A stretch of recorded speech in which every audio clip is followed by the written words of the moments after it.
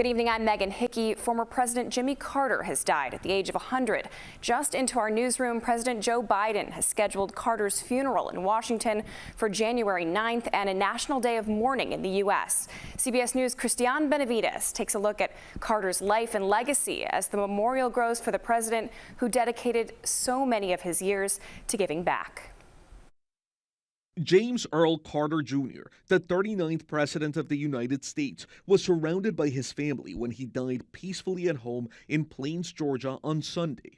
Former President Carter celebrated his 100th birthday in October, along with a backyard military flyover honoring his service in the Navy. Outside the Carter Center in Atlanta, mourners are leaving flowers, candles, and signs like this one, saying, "We love you, President Carter."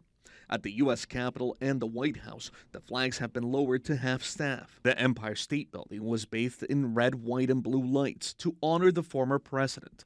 A moment of silence was held for Carter before the Washington Commanders' Atlanta Falcons game outside the nation's capital. President Biden is among countless world leaders and dignitaries to express their condolences. Today, America and the world, in my view, lost a remarkable leader. He was a statesman and humanitarian. And Jill and I lost a dear friend. I've been hanging out with Jimmy Carter for over 50 years, it dawned on me. Jimmy Carter lived a life measured not by words, but by his deeds.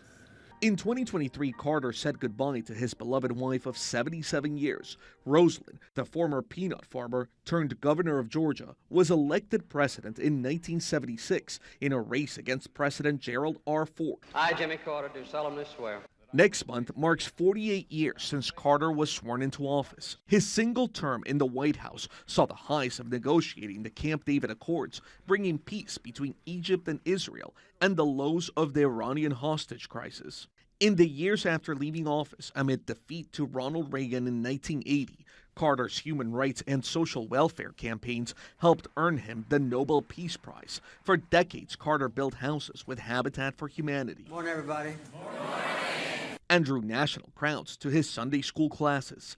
Late in life, he battled a series of medical challenges, including cancer, a broken hip, and surgery to relieve pressure from bleeding on his brain. The longest-living former president spoke to churchgoers about his own mortality. I didn't ask God to let me live, but I just asked God to give me a proper attitude toward death.